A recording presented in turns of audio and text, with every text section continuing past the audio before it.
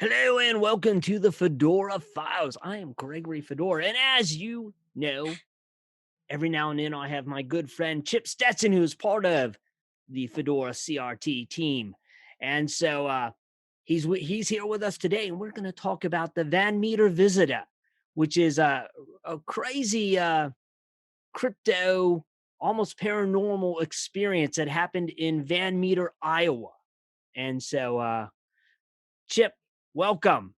Welcome. Great to be here. I appreciate you having me back on. Yeah, well, I love having you on. Sorry for the long word vomit of introduction. I just should have said welcome to you right away, but I went into No, like what no, we're that's talking fine. about because this is Well, actually one of my favorite stories because it's just so crazy and it's never been solved. Nobody can tell what the heck happened in Van Meter, Iowa. well, And I know so, you've talked about this for a while, so I'm kind of anxious to hear what do you know about this? What do all you know about this creature? right, well, we'll start out that this happened in 1903 and it occurred from September 29th to October 3rd. So it was just a short period of time. Uh, and as you can, so it's a strange occurrence, which is very similar, as you know, like to the Mothman, which was Mhm. a short interval of time. I think the Mothman Right. was a little bit longer, possibly a year, but then it vanished. And this is very similar. It was a short period and this thing vanished. Again, it's very similar to the Mothman in its description. It's about described was about 8 feet tall, humanoid.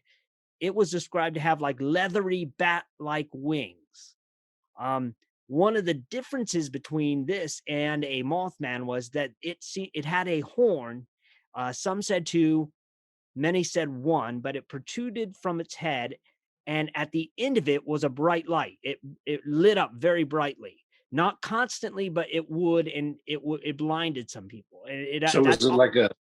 was it like a unicorn or a Well, rhino or something? it's kind of like some people said it was one horn, some people described it as having two.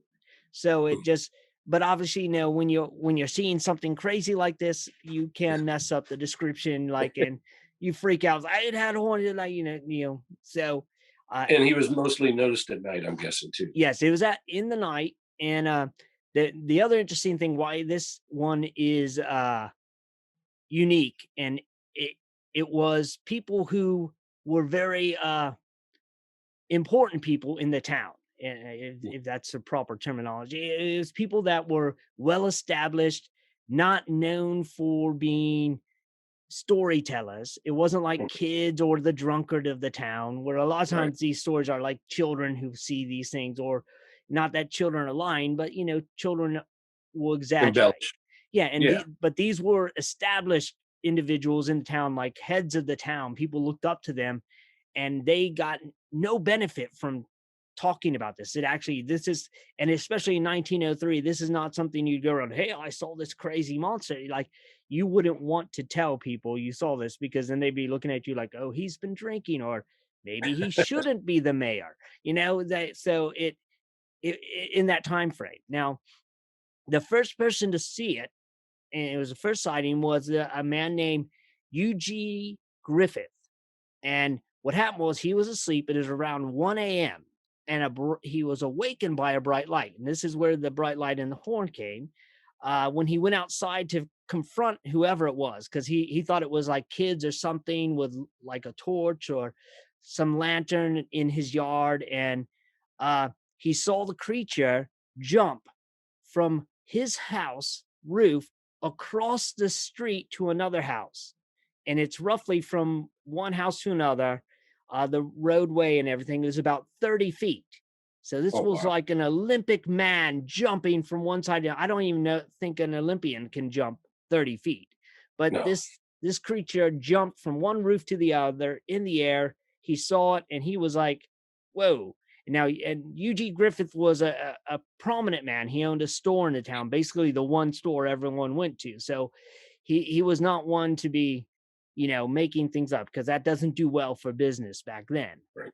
Um, the next night, it was the doctor of the town. So that's another prominent man. A doctor, his name was Dr. Alcott, and he was the town's only doctor. So again, a man you would think would be like a scientist, he helped the people. Again, another person that wouldn't be prone to be like, hey, guess what I saw, guys? He wouldn't be making things up, because Yeah, that you would wouldn't not want your doctor. You wouldn't want your doctor to be, a seeing crazy things. man.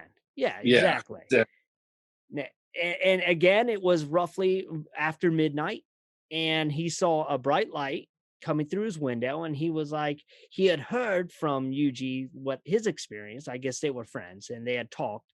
Uh, he rushed out with a revolver, thinking maybe it was a burglar. Maybe that's what Yuji had saw, was a burglar. Uh, and he saw the creature, and he fired 5 shots at this creature, hitting it 5 times. how far away was he? Uh, When he he took the he shot? he claims that he was within 10 feet of it when he Oh, shot okay. this thing 5 times, and it didn't seem to phase it. Now, I did some research on this, because a lot of people are like, well, maybe they were wearing some kind of body armor, something like that. Well, in the time in 1903, yes, there were bulletproof vests. The first real true bulletproof vest was manufactured in 1901, but it was very, very expensive. You couldn't just go get. I mean, it was crazy. Like, they didn't even give them to the military. Like, high up, kings and presidents could get it. The military was not even using them yet, because they were just way too expensive. So that was a theory someone had proposed, was like, well, maybe someone was wearing a bulletproof vest. Well, maybe, but then why would you do that? Why would you spend, roughly it would have been equivalent of about $50,000 today, to go buy this thing just to run around the town and scare people? Like, Jump from house to house. and you were able to jump with it. Yeah. So whoever it was, it couldn't be like metal armor, because he was too agile, moved too quickly. Right. Um, so after he had seen this, the rumors of the Van Meter visitors, what they had called it, because he was visiting man, were spreading uh, after the first 2 experiences. And the next night, Clarence Dunn, he was the town's banker. He was worried that it was burglars, and that this person was trying to do this to get people worked up. And he was afraid the bank was going to get hit next. He decided, told his wife, I'm going to stay at the bank tonight. He took his shotgun. He stayed there all night. Um, and he was there, and he heard some noise outside, not anything trying to get into the bank, but just noises outside. He peered out. He saw again a bright light, and he's like, okay, what's going on? He went out the back door. He saw this giant creature. He shot it with his shotgun, and he claims he was within 5 to 10 feet of it. Again, the thing was not phased by getting hit by a shotgun blast within 5, 10 feet, and it leaped and was gone. Uh, so he was like perplexed by this, and he was like, "Oh my gosh, this is crazy." After that, another man, his name was Ovi White, and he was the owner of the Harvard store, and he and his friend Sidney Gregg had both seen the creature the following night. Now, and they saw it. They did not fire any shots at it or anything. They kind of ran from it, but they also saw this creature. And uh, Sidney Gregg, then he's kind of the town hero in this story. He claimed that he saw the creature heading towards the old mine, which is great. It sounds like an old mystery. He went to the mine. So, but apparently, Scooby-Doo. yeah, it's Scooby Doo, and the kids went up to the mine. So he got a posse together, as they would say. Um, and they headed on up to the mine. There at the mine, he had gotten a group, and he roused up a bunch of people, and they're all like, "We got to get it. We have to kill the beast," like from Beauty and the Beast. And so they were up there with their pitchforks and whatever. I don't know what they were thinking they're going to do, because they already knew guns were not going to do anything to this thing. But Right. apparently, they thought this time it would work. But they all went up there. A group of about 15 men with guns and whatever else they carried. Um, when they got there, the creature came out of the mine, and before they could react to it, a second one came out of the mine, and they were like, "Holy cow, there's more than one." So they're like, "Oh, they probably procreate in there, doing dirty business in the mine." And but they were so shocked that there were two, they just stood there, and then the things took off into the night. The men kind of like were okay. What do we do? They decided, we should wait here because they thought this must be where it lives. So they did stay. About 5 in the morning, the creatures returned. They began firing upon the creatures, which really, again, did nothing except kind of irritate them. And the creatures retreated into the tunnel, into the mine. They collapsed the mine over top of them, and nobody knows what happened. They never appeared again. They kind of vanished. We do know from research through the mine that there was a secondary shaft that the things could have gotten out of. Um, but no one ever claimed to see these things again. They just Huh. into the night, gone after the mine. And you can still go to Van Meter and see the collapsed mine. There's pictures of it online. You can look up Van Meter mine. You can look up all these different men who claim to see. You can read about them. Van Meter Historic Society. They have all kinds of interesting articles about this man. Uh, I don't think they do any kind of, like, there are some towns who celebrate their creatures. Uh, Right. I haven't seen like any kind of Van Meter parade or anything. I'm sure they do something. I assume like close, because I mean, September 29th to October 3rd, it's close to Halloween. So Right. people probably do have some fun with that. But So I, that was the last time any of them yeah, saw this creature.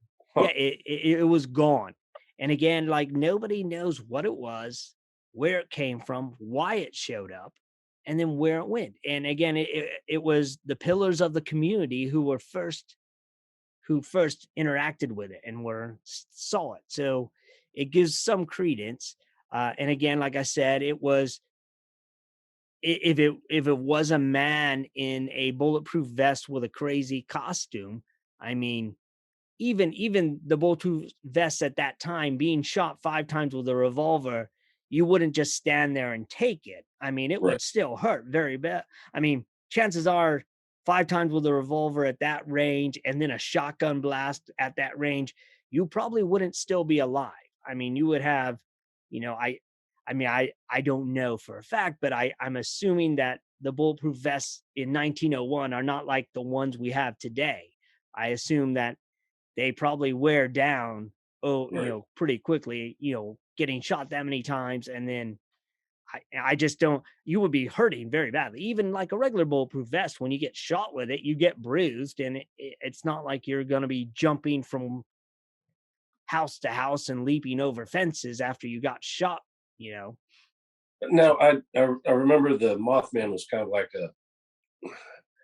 a bad omen, so to speak. Like when he showed Yes. up, something bad was going to happen. Was that not the case with him? They Yeah, just showed not up into nothing. this one just sort of showed up in the darkness, woke people, freaked them out. No one knows what it was doing or what it was after. And Hmm.